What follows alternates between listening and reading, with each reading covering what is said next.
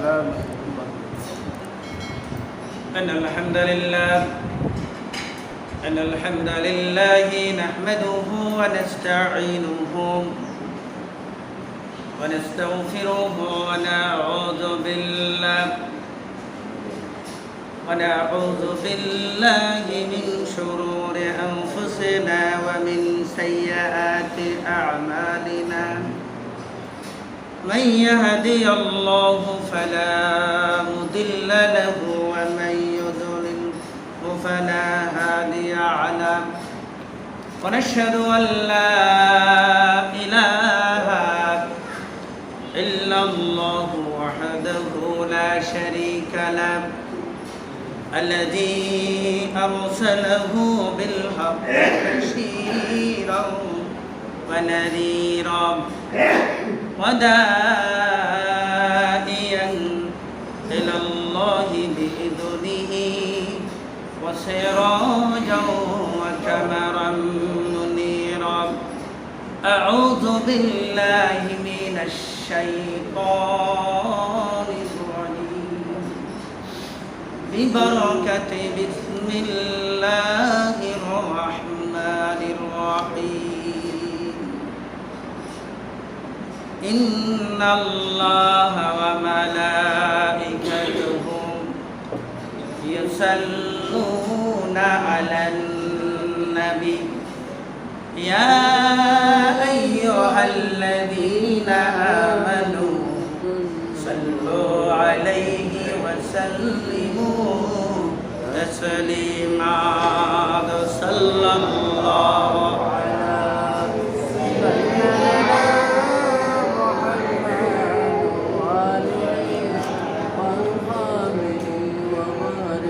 ইমারত দুর্বলতা বিষয় দিয়ে জয়যোগী ইন্ডিয়ার বালা বিস্কুট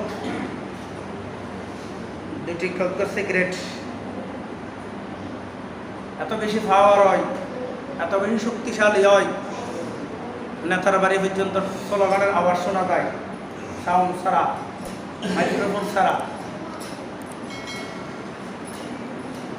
ধন্য হ্যায় মদিনাবাসী, ধন্য তোদের এই জীবন, তোদের মাঝে শুয়ে আছেন দয়াল নবী দো জাহান। আল্লাহুম্মা সাল্লি আলা সাইয়্যিদিনা মাওলানা মুহাম্মদ ওয়া আলা আলি সাইয়্যিদিনা মাওলানা মুহাম্মদ। আউযু বিল্লাহি মিনাশ শাইতানির রাজীম। ببركة بسم الله الرحمن الرحيم. تبت يدا أبي لهب وتب ما أغنى عنه ماله وما كسب سيصلى نارا ذات لهب وامرأته حملة الحطب في جيدها حبل من مسد. صدق الله العظيم وصدق رسوله النبي الحبيب الكريم. আগত সম্মানিত মুসল্লিয়ান کرام, সম্মানিত উলামায়ে کرام, সম্মানিত মুরব্বিয়ানে আযম, সম্মানিত যুবক ভাইরা, আসসালামু আলাইকুম ওয়া রাহমাতুল্লাহি তাআলা ওয়া বারাকাতুহু। ওয়া আলাইকুম আসসালাম। মহান মুনিবের দরবারে কালিমাতুশ শুকর আদায় করছি যে আল্লাহ তাআলা আজকে মুহররম মাসের তৃতীয় জুমা, ইসলামের আরম্ভে শুরুর মাসেই আজকে তৃতীয় জুমা। আমি গত জুমায় আশুরার দিনের কিছু ঘটনা আলোচনা করেছিলাম। সেই ঘটনার মূল কারণটা কি, লম্বা কথা বলার সুযোগ হয়নি, সময়ও হয়নি। আসলে সেদিনের পরিচিত যেটা ঘটনা, শহীদ কারবাল্লা যেটা রয়েছে সেটা বলি নেই, যদি সামনে সুযোগ হয় সেটার ঘটনা বলবো। আমি পবিত্র কোরআনের শেষ পর্যায়ে সূরা আল হাদ তেলাওয়াত করেছি। সূরা লাহাবের এই কয়েকটি কথা আপনাদের সামনে পেশ করব, আল্লাহ যদি সুযোগ করে দেন ইনশাআল্লাহ। এই সূরাটা মূলত 5টি আয়াত বিশিষ্ট, বিশাল কথা রয়েছে এখানে এই সূরার ভিতর। যুগে যুগে ইসলামী আন্দোলন, নবী রাসূল, সাহাবা, তাবিঈন, তাবে তাবিঈন, আইম্মা মুজতাহিদিন, সালফে সালিহিন, মুহাদ্দিসিন, মুহাক্কিকিন, মুফাসসিরিন, আউলিয়া, গাউস, কুতুব, আবদার, ওলি সকলের উপর একটা ঝড়, একটা তুফান গিয়েছে। কেননা এই তুফান যাওয়ার একমাত্রই কারণ তারা দাওয়াতি কাজ করেছিল। উদউ ইলা সাবিলি রাব্বিকা বিল হিকমা, হিকমতের সহিত ইসলামী দাওয়াত, কোরআনের দাওয়াত প্রত্যেকটি মানুষের কর্ণকুহরে পৌঁছে দেওয়ার জন্য আপ্রাণ প্রচেষ্টা চালিয়েছিল। বিদায় তাদের উপরে এই নির্যাতন ইস্তিমলা চলবে। এটা কোনো সময় এটা বন্ধ হওয়ার সুযোগ নেই। যেখানে হক সেখানে কি থাকবে? বাতিল। যা আল হক ওয়া জাহাকাল বাতিল। রাসূল সাল্লাল্লাহু আলাইহি ওয়াসাল্লাম দুনিয়ার জমিন থেকে বিদায় গ্রহণ করার পরে পরকাল জগতে যখন বিশ্বনবী আগমন করলেন, ক্রমান্বয়ে সাহাবায়ে আস্তে আস্তে তাদের সোনালী যুগ যখন শেষ হয়ে গেল, এমত অবস্থায় আমিরে মুআবিয়া ক্ষমতা দখল করেছিল। আমিরে মুআবিয়া যখন নেতৃত্ব দিচ্ছিল, রাজা, প্রধানমন্ত্রী, কোনকারের ঘটনা ইয়াউমে আশুরার দিন, শহীদে কারবালায় যে ঘটনা ঘটেছিল সেই দিনের ঘটনা। একমাত্র ঘটনা কারণ হলো ইমাম হুসাইন হাসান, আল্লাহর নবী জনাব মুহাম্মদ রাসূলুল্লাহ সাল্লাল্লাহু আলাইহি ওয়াসাল্লামের আনিত বিধানকে জমিনে প্রতিষ্ঠার জন্য সর্বাত্মক প্রচেষ্টা চালিয়েছেন। আর কোনো অন্যায় ছিল না। নবী মুহাম্মদ রাসূলুল্লাহ সাল্লাল্লাহু আলাইহি ওয়াসাল্লাম স্বৈরাচার রাজতন্ত্র স্তব্ধ করে দেয়া, নির্বাচনী প্রচেষ্টা, গণতন্ত্র, স্বৈরতন্ত্র বন্ধ করে দিয়া, স্বৈরতন্ত্র স্তব্ধ করে দিয়া মুহাম্মদ রাসূলুল্লাহ সাল্লাল্লাহু আলাইহি ওয়াসাল্লাম গণতন্ত্র জারি করেছিলেন। আর আমিরে মুআবিয়ার ছেলে যখন ওই ক্ষমতা দখল করেছিলেন, এজন্য সেটা গণতন্ত্র হয় না, এটা রাজতন্ত্র ছিল। বাপের ছেলে বাপ ফির ছিল, ছেলেও ফির, দাদা ফির ছিল, নাতিও ফির, তার দাদা ফুর ছিল, তার নাতিও ফির, ফিরের ভাই ফির, ফিরের ছেলে ফির, ফিরের ছেলে ফির। এটা শরিয়াতন্ত্র নয়, এটা গণতন্ত্র নয়, এটা কি তন্ত্র? এটা হচ্ছে আপনার রাজতন্ত্র, এটা রাজতন্ত্র, এটা স্বৈরতন্ত্র, এটা শরিয়াতন্ত্র নয়, শরিয়তের পন্থা নয়। আল্লাহ নবী জনাব মুহাম্মদ রাসূলুল্লাহ সাল্লাল্লাহু আলাইহি ওয়াসাল্লাম ওই গণতন্ত্রকে প্রতিষ্ঠা করার জন্য শরিয়াতন্ত্রকে আল্লাহ রাসূল সাল্লাল্লাহু আলাইহি ওয়াসাল্লাম হত্যা করেছিলেন। এই আল্লাহর নবীর দৌহিত্র হযরত হুসাইন রাদিয়াল্লাহু তাআলা এই ঘটনাকে কেন্দ্র করে এই কিছু মুসলমান চেয়েছিল আল্লাহর নবীর দৌহিত্র ইমাম হুসাইনকে নেতা বানাবে, ইমাম বানাবে, আমির বানাবে। অথচ আর কিছু স্বৈরতন্ত্র চাইল আমিরে মুআবিয়ার ছেলেকে ইমাম বানাবে। এরা নির্জোর প্রচেষ্টায় ক্ষমতার বলে, জোরজার মুলুক তাক, জোরের বলে ক্ষমতা দখল করেছিল। অথচ সেই দিনের ঘটনা হলো আমিরে মুআবিয়ার ছেলেকে যখন আল্লাহ রসুলের দৌহিত্রকে বলা হলো, হুসাইন তুমি আমার হাতে বায়াত গ্রহণ করো। হযরত হুসাইন বলেছিল যে স্বৈরতন্ত্র কি করে প্রতিষ্ঠা করে, গণতন্ত্রকে যে খবর দেয়, আমি রসুলের দৌহিত্র, রসুলের বংশ, রসুলের আওলাদ, কখনো তোমার হাতে বায়াত গ্রহণ করতে পারবো না। দ্বিধাবোধ করো নাই। এই কথা বলার কারণে মূলত হুসাইন এই কথা স্পষ্টভাবে নির্দ্বিধায়, নিশ্চিন্তে, নির্বাহে একথা বলার কারণে হোসাইন সহ হোসাইনের কাফেলার সকলের উপর নির্যাতন চলেছিল। হোসাইন নাউযুবিল্লাহি মিন যালিক, নাউযুবিল্লাহি মিন যালিক। গতানুগতিক কিছু মুরব্বীরা, কিছু আলেম সমাজ আজকে কথা বলে দোষ না করলে মানুষকে এমন জেলখানায় দেয়। এই মোল্লা, আপনার কাছে প্রশ্ন, আমি ইমাম হোসেন কি দোষ করেছিল? মুহাম্মদ রাসূলুল্লাহ কি দোষ করেছিল? হযরত ইউসুফ আলাইহিস সালাম কি দোষ করেছিল? হযরত নূহ আলাইহিস সালাম কি দোষ করেছিল? তোমার কথার প্রমাণ হলো তাহলে আম্বিয়া কিরাম সকলে কি করেছিল? দোষ করেছিল। আল্লাহ নবীর কোনো দোষ ছিল না, দাওয়াতি কাজ করেছিল একটা বিদায়। সূরা আল-আহবের ঘটনার ভিতরে ঘটনাগুলো আসছে। আল্লাহ নবী জনাব মুহাম্মদ রাসূলুল্লাহ সাল্লাল্লাহু আলাইহি ওয়াসাল্লাম পাহাড়ের পাদদেশে দাঁড়িয়ে বিপদ বিপদ বলে সংকট দিল। আমি লম্বা করতেছি না, সংক্ষেপে কথাগুলো বলার জন্য এটা একবারে নিয়ে আসতেছি। বিপদ সংকট দিয়ে দিল মুহাম্মদ রাসূলুল্লাহ সাল্লাল্লাহু আলাইহি ওয়াসাল্লাম। সমস্ত ইহুদি, খ্রিস্টান, মুসলমান ও মুসলিম সকলে এক জায়গায় সমাগত হলো।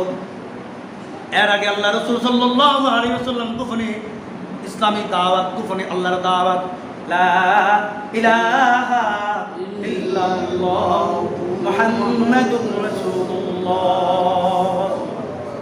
এই কলমার দাওয়াত মুহাম্মদ রাসূলুল্লাহ সাল্লাল্লাহু আলাইহি ওয়াসাল্লাম গোপনে 3 বছর কি আরো 2.5 বছরের পরিমাণ দিয়েছেন। আল্লাহ নবী জনাব মুহাম্মদ রাসূলুল্লাহকে আল্লাহ রাব্বুল আলামিন অর্ডার করলেন, ও নবীরে আর গোপনে দেওয়ার প্রয়োজন নাই, এবার ওপেন দাওয়াত কি করেন? ওপেন করেন, প্রকাশ করেন, উন্মোচন করেন, প্রকাশ্যে দাওয়াত দেন। এই ঘটনা বলার করে মুহাম্মদ রাসূলুল্লাহ সাল্লাল্লাহু আলাইহি ওয়াসাল্লাম পাহাড়ের উঁচু জায়গায় দাঁড়িয়ে বিপদ বিপদ বলে যখন সংকেত করল, সমস্ত মানুষের এক জায়গায় সমাবেত হয়ে গেল। যারা আসতে পারে নাই, মাস্টার সেলিম সাহেব আসতে পারে নাই, একজন লোক পাঠিয়েছেন বার্তাবাহক, যাও মুহাম্মদ রাসূলুল্লাহ, তখন তো মোহাম্মদ তাদের জন্য মোহাম্মদ রাসূল ছিল না, আব্দুল্লাহ ছেলে মোহাম্মদ কি বলে শুনে আসো, বিপদের সংকেত কি শুনে আসো। যারা আসতে পারে নাই এরা বার্তাবাহক, এদের পক্ষ থেকে একজন লোক পাঠিয়েছেন যাতে সংবাদগুলো শোনার জন্য। আর এখন তো মোবাইল আছে, ফেসবুক, ইন্টারনেট আছে, তখন সেই সুযোগ ছিল না। যাই হোক, আল্লাহ নবী জনাব মুহাম্মদ রাসূলুল্লাহ সাল্লাল্লাহু আলাইহি ওয়াসাল্লাম পাহাড়ের উঁচু জায়গায় দাঁড়িয়ে বললেন, আমি যদি তোমাদেরকে বলি এই পাহাড়ের পিছনে শত্রুপক্ষ তোমাদেরকে হামলা করবে, তাফসীরে জালালাইনে কিন্তু তাফসীরে কাবীরের কিছু ঘটনা, হাসিয়ার ঘটনা এখানে দিয়েছেন এইরকম করে, তোমরা কি বিশ্বাস করো? তোমরা কি বলো? পিছনে পাহাড়ের পাদদেশে তোমাদের পিছনে তোমাদের শত্রুরাই তোমাদের উপর হামলা করবে, তোমাদের বিশ্বাস কি? এক বাক্যে এক শব্দে সকল ইহুদি খ্রিস্টান একটা কথা বলেছিল, মুহাম্মদ তুমি যা বলেছো সত্য বলেছো, তোমার কথা কখনো মিথ্যা হতে পারে না। এবার নবী জনাব মুহাম্মদ রাসূলুল্লাহ সাল্লাল্লাহু আলাইহি ওয়াসাল্লাম ঘোষণা করলেন, যদি আমার কথা সত্য হয়ে থাকে, যদি আমার কথা সত্য হয়ে থাকে, শত্রুরা হামলা করবে এটা তো তোমরা বিশ্বাস করো। তোমরা তো 360 12 মাসের 13 পূজা, লক্ষ্মী পূজা, কলা পূজা, সাগর পূজা, আকাশ পূজা, বাতাস পূজা, গাছ পূজা, চন্দ্র পূজা, কত পূজা করো। এই সমস্ত পূজা বন্ধ করো, একমাত্র ব্যক্তি একজন রবের রবুবিয়ত স্বীকার করো, লা ইলাহা ইল্লাল্লাহু মুহাম্মাদুর রাসূলুল্লাহ। আমরা তো আর বুঝি না, আমরা কি বুঝি না? বাংলা যদি দোয়া করা হয়, আল্লাহ আলেম ধ্বংস হয়ে যাক, আল্লাহ আলেমকে কি করে দাও, উৎখাত করে দাও, এটা বাংলায় যদি কোনো ইমাম সাহেব দোয়া করেন, আলহামদুলিল্লাহ গ্রামে করলে অনেকটা বাঁচলো। শহরে বন্দরে বন্দরে কোনো টাউনে যদি করে ইমাম সাহেব গ্রেফতার বের হওয়ার আগেই তুমি এরকম দোয়া কেন করলা? অথচ ইমাম সাহেব আরবিতে এত বেশি দোয়া করে, খুতবাতেও দোয়া করে, কি করার জন্য? কর ভারী, এখানে আরো লম্বা কথা ধ্বংস হয়ে যায় এগুলো। যাই হোক, একথা বলতে চেয়েছিলাম বন্ধুগণ, এই শব্দ বলতে চেয়েছিলাম বন্ধুরে, ওই সময়ে সকলে আরবি বুঝেন, আমরা তো আরবি বুঝি না, সবাই আরবি বুঝে। এক শব্দে একটি কথা বলল, আলি হাজা জামাতানা ইয়ে দাওয়াতানা, ও মুহাম্মদ তুমি কি এই জন্য আমাদেরকে দাওয়াত দিয়েছ? তোমার এই কথাগুলো বলার জন্য? আরেক বাজে বর্ণনায় এসেছে, তাব্বাত লাকা ইয়া মুহাম্মদ, মুহাম্মদ তোমার হস্তদ্বয় ধ্বংস হয়ে যাক। কোন কোন বর্ণনায় আসলো আবু লাহাব মুহাম্মদ রাসূলুল্লাহ সাল্লাল্লাহু আলাইহি ওয়াসাল্লামের উপর লক্ষ্য করে পাথর নিক্ষেপ করেছিলেন, অথচ আল্লাহর নবীর গায়ে পাথর পড়ে নাই। আল্লাহর নবীর গায়ে পাথর নিক্ষেপ করা, অনুমান করাটা, চিন্তা করাটা আল্লাহ রাব্বুল আলামিন বরদাশত করে নাই। সাথে সাথে আল্লাহ রাব্বুল আলামিন তাব্বাত ইয়াদা আবি লাহাব, আবু লাহাব তোমার হস্তদ্বয় ধ্বংস হয়ে যাক। সুন্দর ঘটনা। আবু লাহাব একবার বলেছিল তাব্বাত লাকা ইয়া মুহাম্মদ, একবার। ইতিহাসের পাতার ভিতর দুনিয়ার কেউ প্রতিবাদ করে নাই, প্রতিবাদ করার মতো কোনো লোক নাই, মুহাম্মদ রাসূলুল্লাহর পক্ষ থেকে প্রতিবাদ করার মতো কোনো লোক নাই। আল্লাহ রাব্বুল আলামিন স্বয়ং প্রতিবাদ করে দিলেন, তাব্বাত ইয়াদা আবি লাহাব, আবু লাহাব তোমার হস্তদ্বয় ধ্বংস হয়ে যাক। একবার নয়, দুইবার নয়, কিয়ামত দুনিয়ার ওই মুহাম্মদ রাসূলুল্লাহর ওই সূরা নাজিল থেকে শুরু করে কিয়ামত পর্যন্ত আল্লাহর নবীর উম্মত, আল্লাহর বান্দা বান্দি সকলে আবু লাহাবের উপর এই বদদুয়া দিতে থাকবে। আসলে আবার ঘটনা আসো, শুধু বদদুয়া দিবে তাই নয়, মাস্টার সেলিম এবং মাস্টার রাজাউল করিম দুইজনে মিলে যদি একাধিক করে মাথার শ্বাস করেন, উদাহরণের জন্য বললাম, আবার কেউ কেউ মনে করি মাথার শ্বাস করলো, লাভ হলে ভালো কথা, লাভ হলে আবার এরা করবে না। তবে উদাহরণস্বরূপ দেশের পরিস্থিতির আলোকে বলছি, দুইজনেই মাছের শ্বাস করলো। একজন শহরে গেল, খরচ হলো 100 টাকা, খরচ দেখালো 300 টাকা। নাস্তা করলো 50 টাকা, খরচ দেখালো 150 টাকা। গাড়ি ভাড়া দিল 150 টাকা, দেখাইলো 300 টাকা। বন্ধুরে, কিয়ামতের ময়দানে এটার জন্য জবাব দিতে হবে। তুমি যখন গেছো, তোমার খরচ বহন করার মতো হুকুম, শরিয়া হুকুম ওই তোমার যৌথভাবে করার কি আছে, কিন্তু এর বাইরে এক্সট্রা লেখার কি নাই, হুকুম শরিয়া নেই। বন্ধুরা, এই কথা বলতে চেয়েছিলাম, যদি ঘটনাক্রমে মাছের শ্বাসের ভিতর লাভ করলে ভালো কথা, কিছু খাইবে কিছু রাখবে, মিটমাট হয়ে যাবে। আসার সময় খরচ দেখাবে, সেটাও ঠিক আছে, কিন্তু যদি মাছের ব্যবসার ভিতরে ক্ষতি হয়ে যায়, কি হয়ে যায়, গুনারি হয়, ক্ষতি হয়। ক্ষতি আরো বেশ দেখাবে না কম দেখাবে? বেশ দেখাবে। কিন্তু লাভ যদি বেশি হয়, অনেক পারলে সুযোগ করলে বাম পকেটে রেখে দিবে, তার মানে গোপন করবে। এটা আমার ভাইদের চরিত্র না, তারপরে এটা বলছি, গোপন করবে। অথচ যদি কি হয়ে যায়, লোকসান হয়ে যায়, লভ্যাংশ না হয়ে ক্ষতি হয়ে যায়, কোনো অবস্থাতে 1 টাকাও কি করবে না, লুকাবে না, গোপন করবে না। কোথায় কোথায় কি হয়েছে, তারিখ সহ, টাইম সহ, সময় সহ, স্থান সহ, পাত্র সহ, জায়গায় কোথায় গেলেন, সব কিছু বাইরে। এগুলো খরচ ক্ষতি বেশি হয়েছে, এগুলো তুমি দিয়ে দাও, পোষণ করে দাও। বন্ধুরে, আবু লাহাবের উত্তরসূরি এখনো আছে না নাই? সমাজে আছে না নাই? নামাজ যারা পড়ে না, রোজা যারা মানে না, যারা কোরআনের বিরোধিতা করে, এরা কার ভাই? আবু লাহাবের দাদা নাতি, আত্মীয় স্বজন উত্তরসূরি।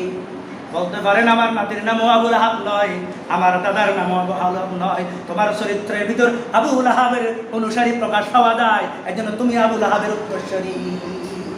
আবু লাহাবের উত্তরসূরি যত আছে, কিয়ামত পর্যন্ত সমস্ত আবু লাহাবের উত্তরসূরির ভিতর ক্রমান্বয়ে অংশ অনুযায়ী, আপনার শেয়ার অনুযায়ী কি যাবে? লভ্যাংশের ভাগ, ক্ষতির ভাগ, শেয়ার অনুযায়ী পাবেন। বন্ধুরে, একথা বলতে চেয়েছিলাম, আজকে সুইডেনের ভিতর দেখা যাক, গত 2-1 দিনের ঘটনা। মুহাম্মদ রাসূলুল্লাহ নয়, শুধু পুরো পৃথিবীর মুসলিম উম্মার কলিজার টুকরা হচ্ছে কোরআন। এ কোরআন আমাদের সংবিধান, এ কোরআন আমাদের প্রাণ, এ কোরআন আমাদের জীবন, এ কোরআন আমাদের গাইডলাইন। এটা আমাদের কি গাইডলাইন? অথচ সুইডেনের ভিতর এই কোরআনকে আগুন দেওয়া হলো। মুসলমানের কোনো কি নাই, হুঁশ জ্ঞান নাই। বন্ধুরে, তোমার ইমান কেমন হলো? তোমার একটা স্ট্যাটাস ফলো দেওয়া দরকার ছিল, তোমার একটা দুঃখ প্রকাশ করার দরকার ছিল, তোমার একটা রাতের গভীরে উঠে কান্না করার দরকার ছিল। অথচ ইতিহাসের ঘটনার ভিতরে দেখা যায় মুহাম্মদ রাসূলুল্লাহ সাল্লাল্লাহু আলাইহি ওয়াসাল্লামের সাথে যখন কোনো সাহাবীকে দেখা করা নিষিদ্ধ করে দিল, মুহাম্মদ রাসূলুল্লাহ সাল্লাল্লাহু আলাইহি ওয়াসাল্লামের সাথে কেউ দেখা করতে পারবে না। যদি কেউ দেখা করো তাকে হত্যা করা হবে, যদি কেউ দেখা করো তাকে জেলখানায় বন্দী করা হবে, যদি কেউ দেখা করো তার আজীবন আমৃত্যু কারাদণ্ড দেওয়া হবে। একজন সাহাবী অন্তরে বর্ধল না, বরদাস্ত করলো না। রাত যত গভীর হয় অন্তর তত বেশি কাঁদে। কেমনে মুহাম্মদ রাসূলুল্লাহ সাল্লাল্লাহু আলাইহি ওয়াসাল্লামের সাথে দেখা করব? ইয়াসির নামে একজন সাহাবী, হযরত ইয়াসির আলাইহিস সালাতু ইয়াসির রাদিয়াল্লাহু তাআলা একজন সাহাবী, রাত যখন গভীর হইল সুবে মুহাম্মদ রাসূলুল্লাহ সাল্লাল্লাহু আলাইহি ওয়াসাল্লামের সাথে সৌজন্য সাক্ষাৎ, মোলাকাত, সৌজন্য সাক্ষাৎ করে আসলো। সাক্ষাৎ করার পরে যাবার সময় কেউ দেখে নাই, আসার সময় শত্রুপক্ষ দেখে বলল, হযরত ইয়াসির রাদিয়াল্লাহু তাআলা কে ধ্বংস করে ফেলল, এত বেশি নির্যাতন করলো। ইতিহাসের পাতার ভিতর দেখা যায় ইয়াসির রাদিয়াল্লাহু তাআলা কে দুইটি ঘোড়ার সাথে দুইটি পা বেঁধে দিল, আর দুইটি ঘোড়াকে দুই দিকে গতিবেগের দ্রুত গতিতে ছুটে দিল। একজন জীবিত মানুষ দ্বিখণ্ডিত হয়ে গেল। আল্লাহু আকবার, দ্বিখণ্ডিত হয়ে গেল।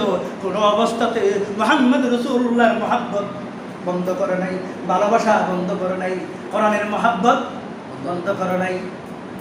আজকে আমাদের কাছে নবী নেই, নবী আমাদের কাছে নেই। নবী পরকাল জগতে, তবে নবী দায়মান কায়েম আছে রুহানিয়ত ভাবে।